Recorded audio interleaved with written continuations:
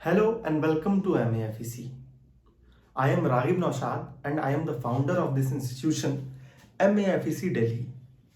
So today I am going to explain the full strategy on how to clear BLLB entrance examination of Jamia Millia Islamia, AMU, MHCET, especially those students who are targeting these examinations in 2022.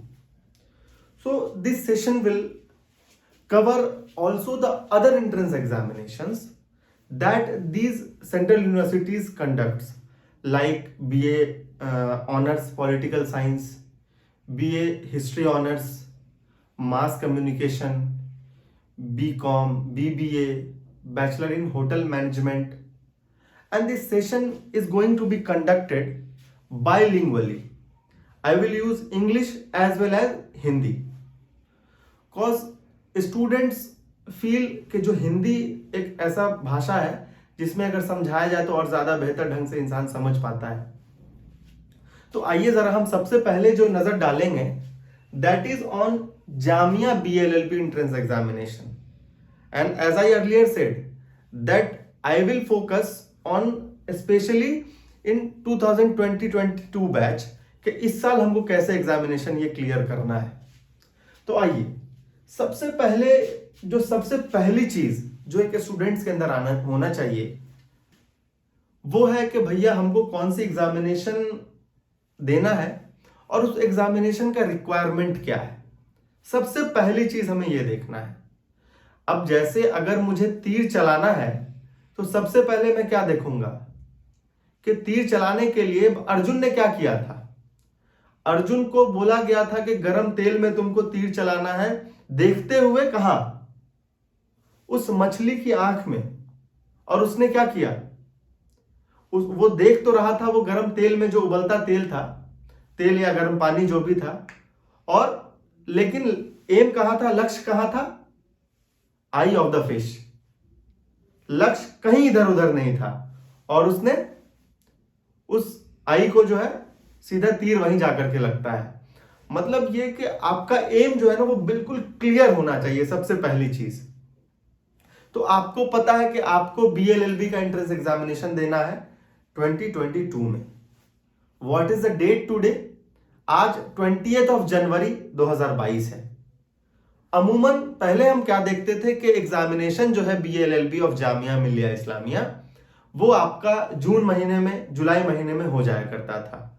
But in the last session Jamia conducted the BLLB entrance examination on 17th अगस्त 2021. तो अगर हम अंदाजा लगाएं अभी Covid के situation को देखते हुए भी, तो हमारे पास वक्त कितने हैं. आप आज 20th जनवरी है. सपोज लेट से you have started your preparation from Feb 1, तो उसके बाद आपके पास कितने महीने बच जाते हैं, फरवरी, मार्च, अप्रैल, मई, जून. ऑन एन एवरेज मान लेते हैं कि भाई 5 महीने हैं. चलो जुलाई भी हमने इंक्लूड कर लिया कि चलो 6 महीने हमारे पास वक्त है इस एग्जाम को प्रिपेयर करने के लिए. हाँ, तो सबसे पहले आइए हम देखते हैं. सबसे पहली चीज हमें क्या करनी है, प्लानिंग करनी है. वॉरेन बफेट का एक बहुत ही फेमस कोट है कि an idiot with a plan can beat a genius without a plan. तो सबसे पहली चीज हमें क्या करनी होती है, प्लानिंग करना बहुत जरूरी है एग्जामिनेशन के लिए. अब प्लानिंग में क्या क्या चीजें आती हैं. प्लानिंग के लिए सबसे पहले तो आपको एग्जाम के रिक्वायरमेंट्स को समझना होगा कि इस एग्जामिनेशन में क्या क्या चीजें पूछी जाती हैं. ठीक है, आपके पास वक्त कितना है पढ़ने के लिए, आपकी अपनी स्ट्रेंथ क्या है, आपकी अपनी वीकनेसेस क्या है, आपको किस तरह से इस आने वाले वक्त को यूटिलाइज करना है उस एग्जामिनेशन के लिए. ये सब सारी चीजें जो है बहुत जरूरी हो जाती हैं. तो अब हमें क्या देखना है, सबसे पहली चीज हम देख रहे हैं कि हमारे पास 6 महीने का टाइम है. ये 6 महीना जो है ना बहुत ज्यादा भी है और बहुत कम भी है. इट डिपेंड्स अपॉन यू कि आप इस वक्त को कैसे यूटिलाइज करते हैं. ये बहुत ज्यादा वक्त है. मैं तो कहता हूं कि 4 मंथ्स इज एनफ. 4 महीने में ये बीएलएलबी ऑफ जामिया तो यूं ही क्लियर किया जा सकता है. और वो यूं ही से मतलब ये नहीं है कि चलते फिरते, उस यूं ही से मेरा ये मुराद है कि वो यूं ही कहता है कि बहुत मेहनत करनी है।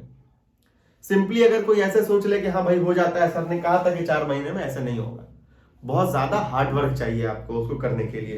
तो आपने देखा कि अभी हमारे पास 6 महीने हैं 2022 के बीएलएलबी के लिए बचे हुए। तो अब हमको क्या करना पड़ेगा, हमें सबसे पहले सिलेबस जानना होगा। तो मैं उम्मीद करता हूं कि आप सारे स्टूडेंट्स को सिलेबस पता होगा जामिया के बीएलएलबी का।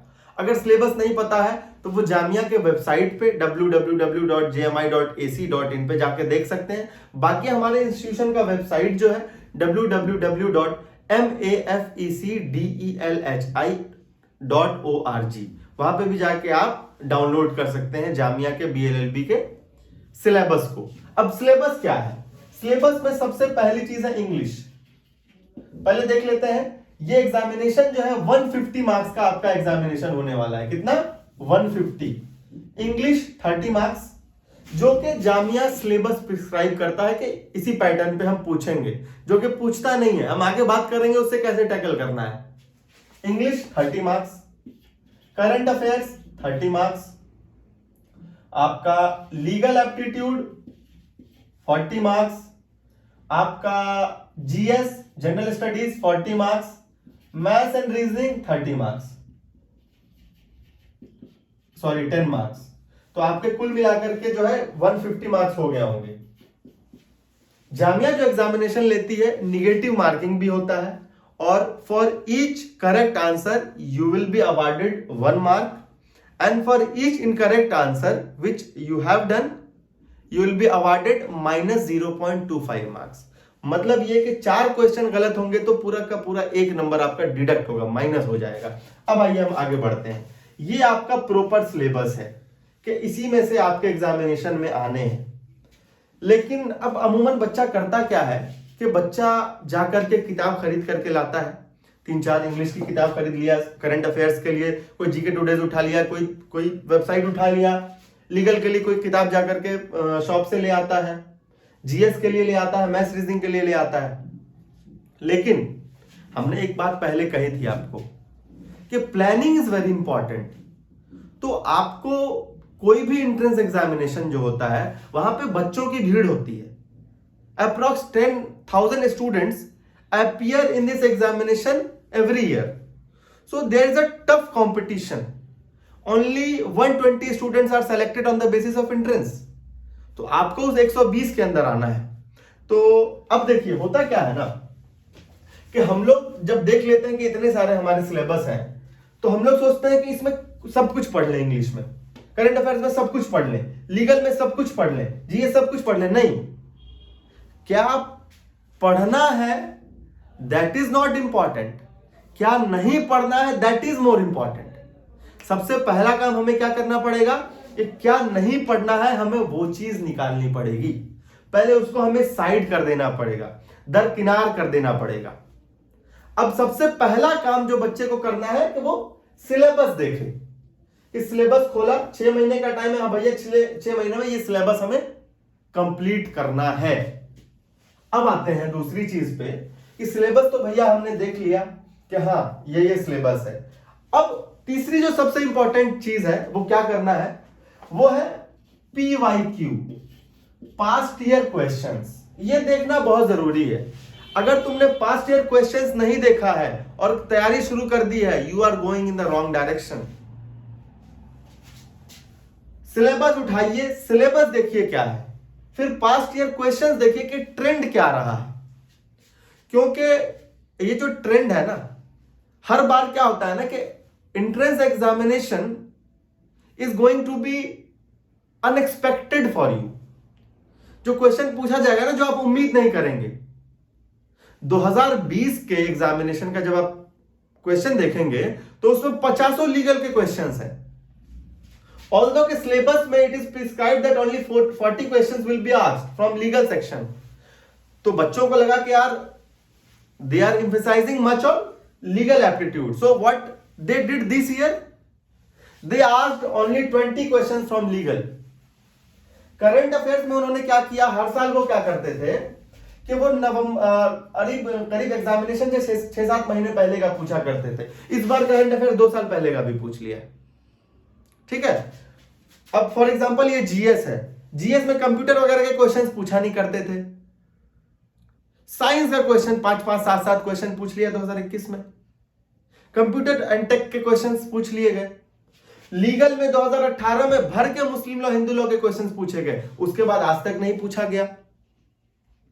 ठीक है, अब देखिए पढ़ना बहुत कुछ हो जाता है, लेकिन अब यहां पे बच्चों को टेंशन इस बात की हो रही होगी आपको कि यार तब क्या पढ़ें, अब 2 साल का पढ़े करंट अफेयर्स की 6 महीने का पढ़े, इंग्लिश में भैया क्या पढ़े क्या नहीं पढ़े, लीगल में क्या पढ़े क्या नहीं पढ़े, जीएस में क्या पढ़े क्या नहीं पढ़े।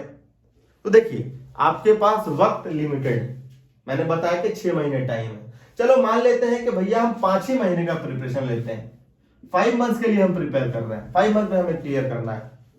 एक चीज आपको जो ध्यान में रखनी है कि ये लॉ एंट्रेंस एग्जामिनेशन जो होता है, कौन से स्टूडेंट अपियर होते हैं, 12th पास स्टूडेंट्स अपियर होते हैं। तो नॉलेज जो है सबका एक लिमिटेड नॉलेज ही है हर स्टूडेंट के पास। कोई भी स्टूडेंट जो है वो इतना ज्यादा इंटेलिजेंट नहीं है कि उसको कॉन्स्टिट्यूशन में सब कुछ आता हो, चाहे वो हिस्ट्री में उसको सब कुछ आता हो, चाहे ज्योग्राफी में सब कुछ आता हो, सबके पास एक लिमिटेड नॉलेज है। अब सवाल ये पैदा होता है कि जो इस 5 महीने में सबसे ज्यादा रिगरसली मेहनत करेगा, रिजल्ट उसको मिलने वाला है। तो आइए हम लोग डिस्कस करते हैं, विस्तार से हर एक सब्जेक्ट पे थोड़ा बात करेंगे, क्योंकि आपको क्या पढ़ना है, इंग्लिश में क्या सिलेबस है, वो अभी आप वीडियो के लास्ट में भी दिख जाएगा और नीचे डिस्क्रिप्शन बॉक्स में भी आप ढूंढ लीजिएगा, आपको वहां पे भी सिलेबस मिल जाएगा, हमारे वेबसाइट पे भी आपको सिलेबस मिल जाएगा प्रॉपर कि इसमें क्या पढ़ना है नहीं पढ़ना है, करंट अफेयर्स में क्या पढ़ना है नहीं पढ़ना है। देखो अगर बुक्स दे करके पढ़ना आसान होता तो फिर आपको लाइब्रेरी में जाकर के सबसे पहले एडमिशन ले लेना चाहिए, जहां पे बहुत सारी किताबें हैं, वहां पे बैठ जाओगे एडमिशन हो जाएगा। ऐसे नहीं होता है, आपको उसमें से चीजें निकालनी होंगी, है ना। तो आइए हम लोग डिस्कस करते हैं। जैसे इंग्लिश है, इंग्लिश 30 मार्क्स का है। इंग्लिश को अगर हम डिवाइड करेंगे तो इंग्लिश जो है 30 मार्क्स में क्या क्या पूछा जाता है। आपका सबसे पहले ग्रामर, दूसरा हम बात करते हैं वोकैबुलरी की, एंड अगर पूछा गया तो, लास्ट ईयर शायद नहीं पूछा गया, पैसेज, 5 नंबर का पैसेज होता है। आपने स्कूल लाइफ में भी पैसेज जो है 12 तक तो आप पढ़ते ही आए हैं, ठीक है भैया, लेकिन पैसेज में ट्विस्ट क्या मारते हैं, वो वोकैबुलरीज पूछ देते हैं। वोकैबुलरी का एक अलग आपका इसमें हमने बताया कि ये पूछा जाता है आपसे। वोकैब में क्या क्या पूछे जाते हैं, साइनोनिम्स पूछे जाते हैं, मतलब सिमिलर जिसके मीनिंग्स होते हैं, एंटोनिम्स पूछा जाता है आपसे, ऑपोजिट वर्ड्स होता है, और उसके बाद हम बात करते हैं इडियम्स एंड फ्रेजेस आपसे पूछे जाते हैं। फिर आपसे लीगल मैगजिम्स पूछे जाते हैं। व्हाट इज लीगल मैगजिम, तुरंत दिमाग में सवाल आ गया होगा। लीगल मैगजिम्स जो होता है, कुछ लीगल वर्ड्स होते हैं, उसकी मीनिंग आपसे पूछी जाती है। 2020 के एग्जामिनेशन में तो मीनिंग नहीं पूछा गया, स्पेलिंग पूछ लिया गया, ट्विस्ट कर दिया गया। हर बार ट्विस्टिंग तो कुछ ना कुछ होना ही है। स्टूडेंट कितना स्मार्टली पढ़ाई कर रहा है ना एग्जामिनेशन में, ये बड़ा मैटर कर जाता है। भैंस की तरह नहीं बैठना है और मुंह चलाते रहना है, नहीं, ऐसे काम नहीं चलता बउआ। काम कैसे चलता है, स्मार्टली। मेहनत भैंस की तरह करना है, लेकिन दिमाग भैंस वाला नहीं लगाना है। अगर दिमाग भैंस वाला लगाओगे तो सिर्फ घास ही खा पाओगे, समझे। तो इसमें आपको वोकैबुलरीज पढ़ना है। अब इसके लिए भी लिमिटेड नंबर ऑफ सोर्स आपको इस्तेमाल करना है। ग्रामर, ग्रामर भी बड़ा लिमिटेड है, 5 नंबर का पूछते हैं ग्रामर, ज्यादा उससे पूछते नहीं है। उसी में एरर्स भी आपसे पूछ लिया, प्रीपोजिशन भी उसी में पूछ लिया, प्रोनाउन भी पूछ लिया, डिटर्मिनर्स भी पूछ लिया, या तो आपसे नरेशन पूछ सकता है, वॉइस पूछ सकता है। कोई ऐसा पैमाना नहीं है कि मैं बता दूं कि ये पढ़ लीजिएगा ये आ जाएगा। 7-8 चैप्टर्स हैं जो आपको पढ़ना है, हाँ भैया उसमें से आता है। फिर आ जाते हैं हम वोकैबुलरीज पे। वोकैबुलरीज भी जो है हमारा, वोकैबुलरीज में भी सिनोनिम्स कौन सा पढ़े भाई, एंटोनिम्स कौन सा पढ़े, ठीक है, लीगल मैगजिम्स हम कौन सा पढ़े। लास्ट में अभी मैं ये सारा जब 5 डिस्कस अभी कर दूंगा, फिर मैं बुक्स वगैरह बता दूंगा, सोर्स बता दूंगा कि आप कहां से पढ़ सकते हैं, ठीक है। अगर आप सेल्फ स्टडी कर रहे हैं, मैं उन बच्चों को डायरेक्शन देना चाहता हूं, क्योंकि काफी बच्चों की क्वेरीज आ रही थी कि सर हम पढ़ना चाह रहे हैं, थोड़ा डायरेक्शन नहीं है। तो भाई मैं चाहता हूं हर कोई पढ़े, हर कोई आगे बढ़े। तो अब हम जब इंग्लिश की बात कर लेते हैं, फिर आ जाते हैं करंट अफेयर्स पे। अब करंट अफेयर्स भी आपका 30 मार्क्स का है। अब करंट अफेयर्स जो हम पढ़ाई करते हैं, एक यूपीएससी एग्जामिनेशन को में अपियर होने वाला बच्चा भी करंट अफेयर्स पढ़ रहा है और एक लॉ एंट्रेंस वाला बच्चा भी पढ़ाई कर रहा है करंट अफेयर्स को। अब किसको कितना पढ़ना है, सबके अपने अपने रिक्वायरमेंट्स हैं। शुरू में क्या कहा था मैंने, याद करो कि एग्जाम का रिक्वायरमेंट क्या है, एग्जाम का रिक्वायरमेंट क्या है हमें वो जानना था। यूपीएससी एग्जामिनेशन करंट अफेयर्स में क्या पूछेगा, यूपीएससी आपसे पूछेगा कि सरदार वल्लभ भाई पटेल, नहीं चलो आते हैं लॉ एंट्रेंस वाला आपसे पूछेगा कि जो स्टैचू ऑफ सरदार वल्लभ भाई पटेल है ये किस स्टेट में जो है बनाया गया है। लेकिन यूपीएससी ये नहीं पूछेगा, यूपीएससी पूछेगा कि ये जो स्टैचू ऑफ सरदार वल्लभ भाई पटेल है ये बनाना जरूरी है कि नहीं है, वो आप अपने हिसाब से बताएं। तो पढ़ने का दो नजरिया होगा। मतलब ये कि हम स्टैटिक बेस्ड पढ़ाई करेंगे करंट अफेयर्स में, स्टैटिक क्वेश्चन। हाँ, गवर्नमेंट ने ये स्कीम लॉन्च किया है, गति शक्ति स्कीम।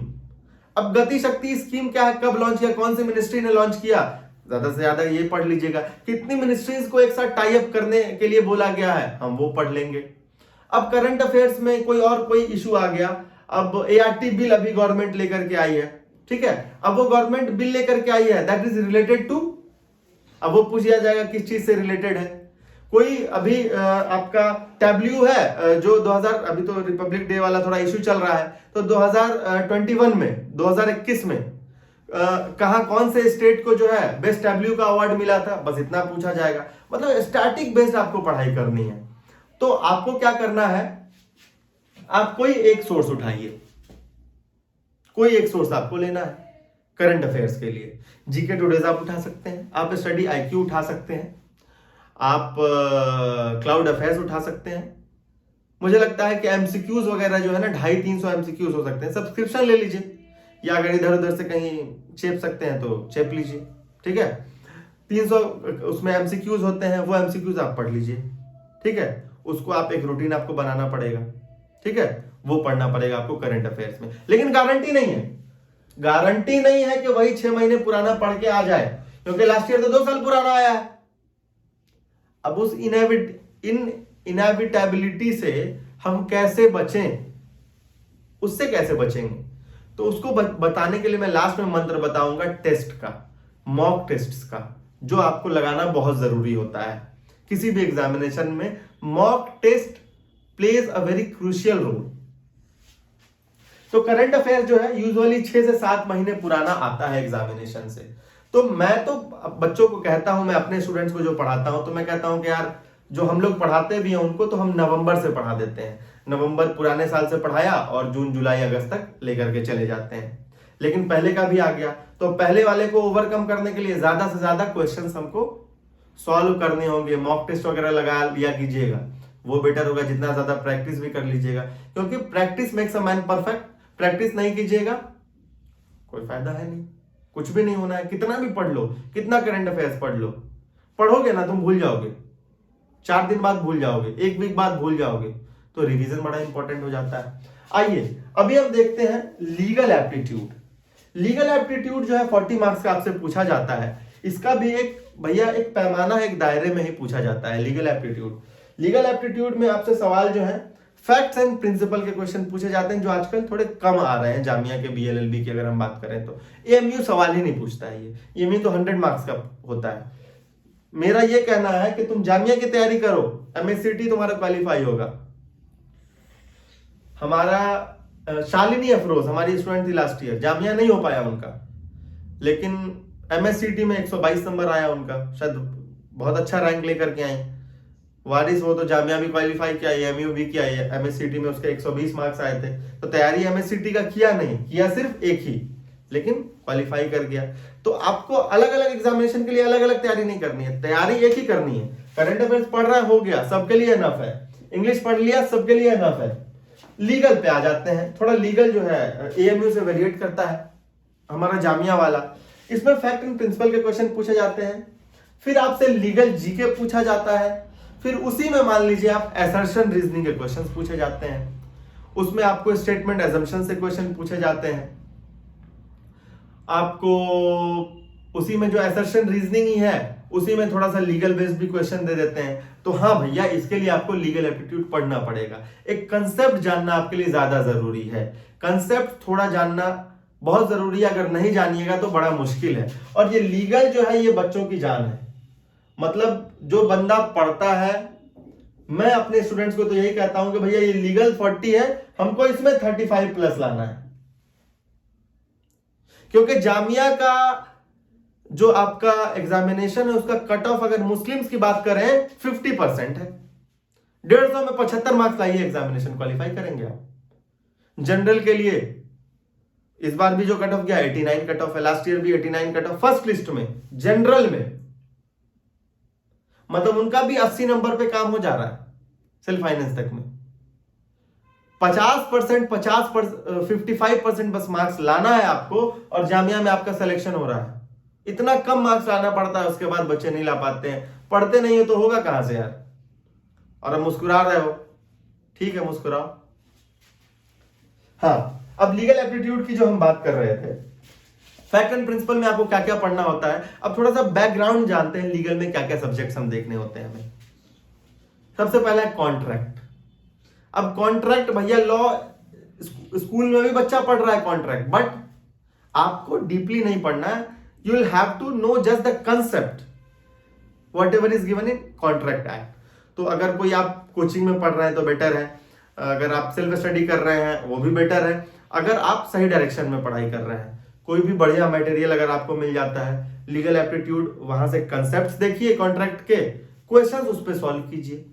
आईपीसी में भी गिने चुने से पोर्शंस हैं, मर्डर हो गया, थेफ्ट हो गया, डकवाइटी हो गया, रेप हो गया, उसके बाद आपको मिस्टेक ऑफ फैक्ट हो गया, मिस्टेक ऑफ लॉ हो गया, इंटॉक्सिकेशन हो गया, इंडोलिक अपेक्स वाला हो गया आपका, क्या बोलते हैं, डिफेंसेस एक्सेप्शंस की हम बात कर रहे हैं। तो ये सब कुछ गिने चुने टॉपिक्स हैं जिसका कंसेप्ट आप देख लीजिएगा।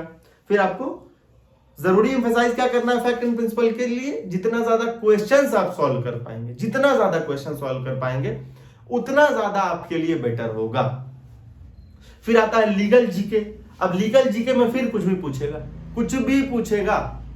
मुस्लिम लॉ, भैया मुस्लिम लॉ 2 साल से क्वेश्चन नहीं आ रहा है, लेकिन मुझे मुस्लिम लॉ का एक एक चीज पढ़ाना पड़ जाता है, क्या पता पूछ दे।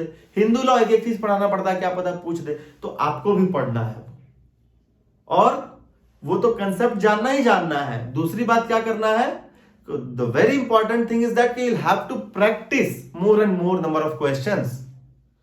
प्रैक्टिस नहीं करोगे, कितना भी कंसेप्ट पूरा पढ़ लो, कुछ नहीं होगा। इस बात की मैं गारंटी दे रहा हूं, लिख के दे रहा हूं, मैं पढ़ा रहा हूं बच्चों को, मुझे तजुर्बा है इस बात का। प्रैक्टिस बहुत ज्यादा जरूरी है। और कोविड में मैं मानता हूं यार कि तुम लोग को बहुत दिक्कत परेशानी है, एक मोटिवेशन जो होता है ना वो लास्ट मोमेंट तक नहीं बरकरार रख पाते हैं।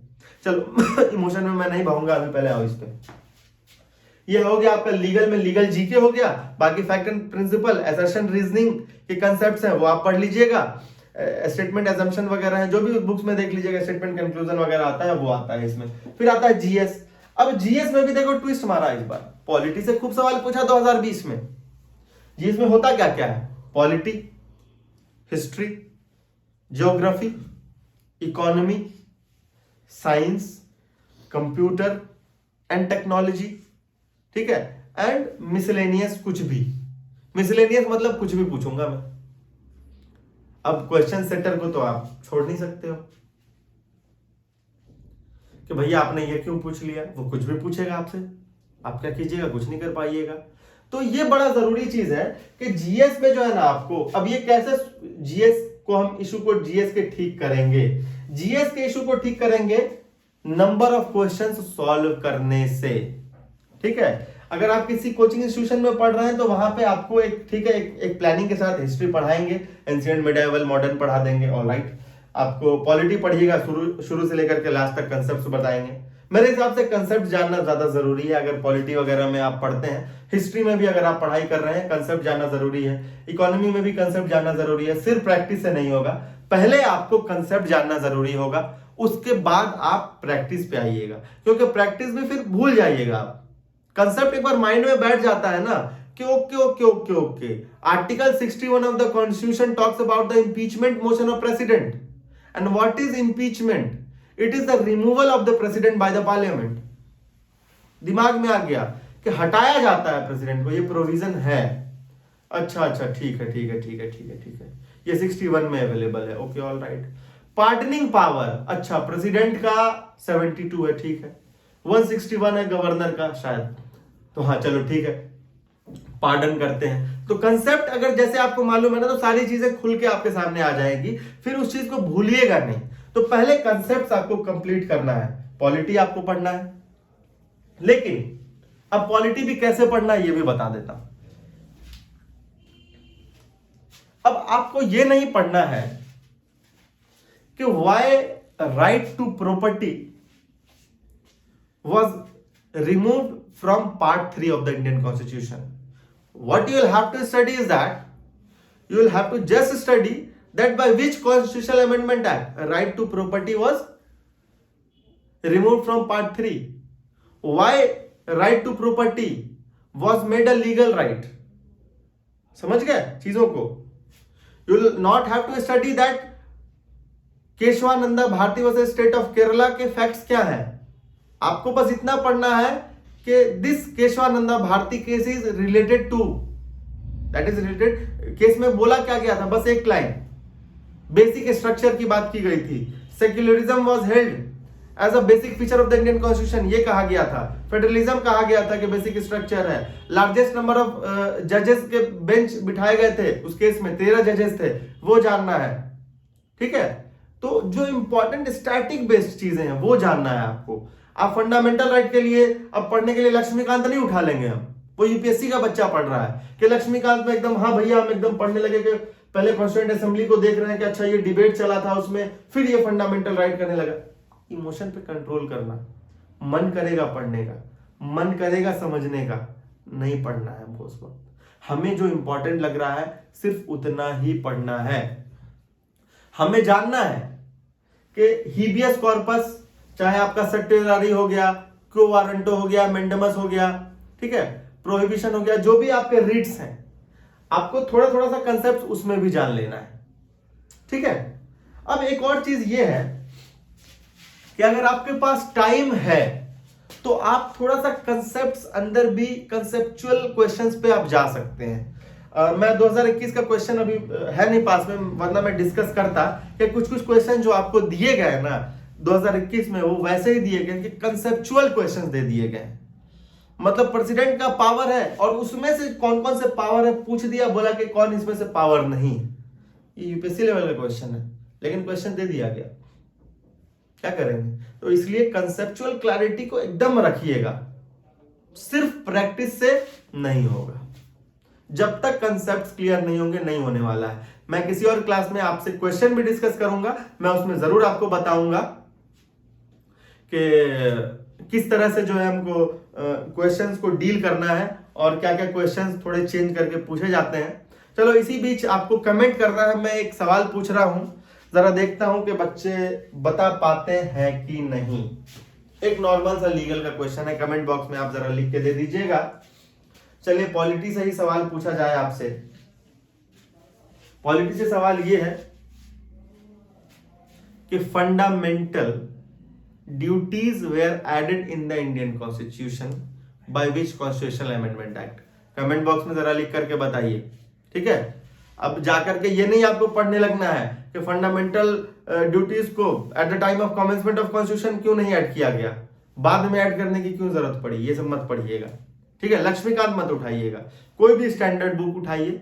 मनोहर पांडे मैं रिकमेंड करता हूं सबको, लेकिन सिर्फ मनोहर पांडे से काम नहीं चलने वाला है, क्योंकि क्वेश्चन जो है कंपटीशन बढ़ रहा है, तो थोड़ा क्वेश्चन भी डीप पूछे जाने लगे हैं। पॉलिटी के क्वेश्चंस, हिस्ट्री के क्वेश्चन, साइंस के क्वेश्चंस इस तरह के ही पूछे गए हैं 2021 में। थोड़ा डिमोटिवेटिंग लगेगा, लेकिन ये एक्सेप्ट करना है हमें कि क्वेश्चंस इस हिसाब के पूछे जा रहे हैं, तो थोड़ा सा अपना दायरा बढ़ाना है आपको। ठीक है, सिर्फ जैसे इस बार मैंने भी सोचा है कि नहीं सिर्फ काम नहीं चलेगा कि कंसेप्ट बता दिया कि हाँ भैया देख लो कि ये 6 फंडामेंटल राइट्स हैं, बस नहीं, थोड़ा सा उसमें घुस के बताना पड़ेगा। थोड़ा सा प्रेसिडेंट के पावर्स हैं, ये पावर्स अप्लाई हो सकता है, यूज होता है, गवर्नमेंट के ये पावर्स हैं भैया, ये हमें देखना है, तो वो सब चीजें आपको भी अप्लाई करनी होगी, इस बार पढ़ना है आपको कंसेप्ट देन प्रैक्टिस। अब आते हैं हम जरा मैथ्स एंड, अब जीएस में सारे सब्जेक्ट्स मैंने बता दिए पढ़ने क्या क्या है आपको। अब आते हैं मैथ्स रीजनिंग, 10 नंबर का आता है। मैथ से और पापा की छड़ी से बहुतों को डर लगता होगा, कुछ बोल रहा होगा ना ना मैथ से लगता है, पापा की छड़ी से नहीं लगता है, कुछ सोच रहे होंगे ना, छड़ी से लगता है, मैथ से नहीं लगता है। लेकिन बहरहाल 10 नंबर के क्वेश्चन है, कुछ बच्चे जो है इसमें एकदम टॉप कर जाएंगे, मतलब 10 में 10 लाएंगे, कुछ बच्चों के लिए यही दिक्कत है। तो मैथ्स भी पढ़ना है, रीजनिंग भी पढ़ना है, आपको पढ़ना दोनों है। मैथ्स में भी 10-12 चैप्टर जो है पढ़ना ही है, और रीजनिंग में 8-10 चैप्टर है वो आपको पढ़ना है। बाकी वो बड़ा ही बेसिक होता है मैथ्स, जो आपका 10 तक एलिमेंट्री मैथमेटिक्स है, जैसे परसेंटेज हो गया, प्रॉफिट एंड लॉस हो गया, टाइम एंड वर्क हो गया, सिंपल इंटरेस्ट हो गया, ठीक है, ट्रेन से क्वेश्चन आ गया आपका, डिस्टेंस से आपका क्वेश्चन आ गया, एवरेज से क्वेश्चन आ गया, मेंसुरेशन से क्वेश्चन आ गया, एकदम बेसिक बेसिक जो हमने पढ़ा था, ट्रिगोनोमेट्री से नहीं आएगा। रीजनिंग में ब्लड रिलेशन के क्वेश्चंस आएंगे, आपको डायरेक्शन से क्वेश्चन आएंगे, सिलोजिज्म से आपके क्वेश्चंस आएंगे, ठीक है। तो इसमें भी बेसिक बेसिक चीजें, लेकिन थोड़ा कंसेप्ट समझ के, और उसके बाद क्या पढ़ना है, प्रैक्टिस करना है, ठीक है। तो ये आपका जो है पूरा सिलेबस है, जो 150 नंबर का जामिया कवर करती है। आपको बस इसमें 50% नंबर लाना है। अब आइए जरा काम की बात हम आपके सामने करते हैं, इतना सब जानता है, इसमें कोई बड़ी बात नहीं। काम की बात यह है कि एग्जामिनेशन का जो बच्चों इस बार जो आपको स्ट्रेटेजी बनाना है, थोड़ा स्ट्रेटेजी को अपने चेंज कीजिए। मैं उन बच्चों को भी कह रहा हूं जो लास्ट ईयर क्वालिफाई नहीं कर पाए, वो भी इस बार दे रहे होंगे, जो चूक गए बड़ी मेहनत करने के बावजूद, ठीक है, कुछ कमियां रह गई होंगी, इस वजह से एग्जामिनेशन क्वालिफाई नहीं हो पाया। तो आपको थोड़ा स्ट्रेटेजी को आपको चेंज करना है। आप एक बार फिर से जाइए, आज क्वेश्चन निकालिए 2021 paper. I am really sorry कि मैं 2021 का क्वेश्चन अभी लेकर के नहीं आया हूं। मैं आपको अगले सेशन में जरूर क्वेश्चन पेपर ही डिस्कस करूंगा, उसमें बताऊंगा आपको कि देखो इस तरह के क्वेश्चंस अब पूछने लगी है जामिया, क्योंकि जामिया को पता है कि एमएफईसी जैसा इंस्टीट्यूशन भी पढ़ा रहा है बच्चों को बहुत, तो और लेवल हाई दे दो। तो अब आपको क्या करना है कि जैसे पॉलिटी हम पढ़ते थे, सिर्फ प्रैक्टिस कर लिया, एमसीक्यू मत करना, सिर्फ मत करना, कंसेप्ट पे जरूर ध्यान देना, क्योंकि कंसेप्ट से क्वेश्चंस आए थे आपके 2021 के। जब तक मैं फोन में निकालता भी, अगर क्वेश्चन मिल गया तो मैं एक आध क्वेश्चन आपको बता भी दूंगा, ठीक है। अब जैसे हिस्ट्री में, हिस्ट्री है, हिस्ट्री से तो बड़े कम क्वेश्चंस आते हैं, खास करके करंट अफेयर्स में। करंट अफेयर्स में 6 महीने का तो आप एकदम बिल्कुल 6-7 महीने लास्ट का तो बिल्कुल आप अच्छे से तो प्रिपेयर करेंगे ही करेंगे, लेकिन उसके साथ साथ आपको उसके पास्ट क्वेश्चन भी, कम से कम 1 साल का क्वेश्चन प्रैक्टिस करना है अंधाधुंध, जितना ज्यादा कर सकते हैं आप। और उसके बाद आते हैं हम आपको लीगल में। लीगल में भी भैया कंसेप्ट पढ़ लीजिएगा, क्योंकि कुछ कह नहीं सकते हैं कि इससे पहले लीगल में जो है सिर्फ बीसी क्वेश्चन पूछा है इस बार, तो इस बार क्या पता कि 60 क्वेश्चन पूछ दे, और क्या पता फैमिली लॉ में भी घुस जाए, हिंदू लॉ में भी घुस जाए, और आईटी लॉ में भी घुस के क्वेश्चन पूछ दे। तो आपको क्वेश्चन बहुत ज्यादा प्रैक्टिस करने होंगे। क्वेश्चंस जितना ज्यादा प्रैक्टिस कीजिएगा उतना ज्यादा आपके लिए बेनिफिशियल है। कंपटीशन आपके लिए बहुत टफ हो चुका है, जाहिर सी बात है भैया कि कंपटीशन इतना आसान नहीं है, ठीक है। उसके बाद सबसे इंपॉर्टेंट रोल जो प्ले करता है आपके प्रिपरेशन के दौरान, सबसे पहली चीज होती है कि स्टूडेंट के अंदर एक कॉन्फिडेंस होना चाहिए कि हाँ भाई मुझे करना है, मैं कर लूंगा। अगर आपको सेल्फ डाउट आ गया तो नहीं हो पाएगा कि यार कर पाएंगे कि नहीं कर पाएंगे। कन्विक्शन क्लियर कि कर लेंगे, कोई ऑप्शन ही नहीं है ना करने का, तो फिर आप जरूर कर लीजिएगा। दूसरी तरफ आते हैं, दूसरी तरफ हम बढ़ते हैं, तो फिर हमारा गोल हमारे सामने है। आपको हार्ड वर्क कंटिन्यूअसली करना है इस 5 महीने तक। आप आवर डिवाइड कीजिए कि 5 महीने में होते हैं 150 दिन, 150 डेज। तो 150 डेज में आप डिवाइड कीजिए कि let's say you are giving 8 hours per day to your preparation, 8 घंटा कम से कम, उतना तो देना ही है यार। तो 8 घंटे अगर आप पर डे दे रहे हैं तो इन 150 days you will get 1200 hours, 1200 घंटे मिल रहे हैं। ठीक, प्लानिंग की हम बात कर रहे हैं, प्लानिंग कैसे की जाती है एक एग्जांपल दे रहा है। अब 1200 घंटे हैं तो हम देखेंगे कि यार कौन कौन सा सब्जेक्ट है। इंग्लिश में क्या क्या सब टोटल पढ़ने हमें उसमें चैप्टर्स वो निकाल लीजिए कि हाँ ये 10 चैप्टर हमने निकाल लिया कि ये हम प्रैक्टिस करेंगे। इसको आपको वीक में कितना टाइम देना है घंटे के हिसाब से डिसाइड कर लीजिए कि हाँ घंटे वीक में 7 दिनों में हम इसको 14 आवर्स देंगे। नहीं ज्यादा हो गया, चलिए वीक में सपोज चलिए 10 घंटा ही देंगे एक वीक में, तो उस हिसाब से आप कर लीजिएगा एक महीने में 4 वीक, तो 10 into 4 40 hours, 40 into 5 200 hour. 200 hour English को हालांकि नहीं देना चाहिए, एग्जांपल के तौर पे देना था मैं कि आप जैसे किसी का वीक है लीगल में वो 0 है तो लीगल पे ज्यादा वर्क करेगा। ठीक है, अगर मैथ्स रीजनिंग में अच्छे हैं आप तो ज्यादा टाइम आपको स्पेंड नहीं करना है। कभी कभी चलिए ठीक है प्रिपरेशन हमने कर लिया, लेकिन बहुत ज्यादा हम उस पर फिर फोकस नहीं करेंगे। जो एरिया आपका वीक हो आप उस पर जरूर काम कीजिएगा। एक और मेरा स्टूडेंट से कहना यह है कि आपको कोई क्वेरीज है और आप चाहते हैं कि किसी इशू पे मैं आपके लिए वीडियो नेक्स्ट लेकर के आऊं, तो आप प्लीज सजेशन दे दीजिए, आप कमेंट बॉक्स में कमेंट कर सकते हैं। और अगली चीज ये कि MAFEC का जो फॉर्म है वो आउट हो चुका है। हम एंट्रेंस एग्जामिनेशन लेते हैं, सुपर 30 स्टूडेंट्स का सिलेक्शन होने वाला है इस बार, और विदाउट एनी फी वो सुपर 30 बच्चे पढ़ेंगे। Apart from that, other students, 50 students will be selected and will get admission in MAFEC in self finance batch। और एंट्रेंस एग्जामिनेशन का डेट वगैरह सारा आपके वेबसाइट पे अवेलेबल है www.mafecdelhi.org। तो जाइए आप एग्जामिनेशन का फॉर्म फिलअप कीजिए, एग्जामिनेशन दीजिए, और MAFEC which students say that it is the key to the entrance of BLLB of Jamia Millia Islamia. तो चाबी आप लीजिए अपने हाथ में और जाके जामिया का ताला खोलिए।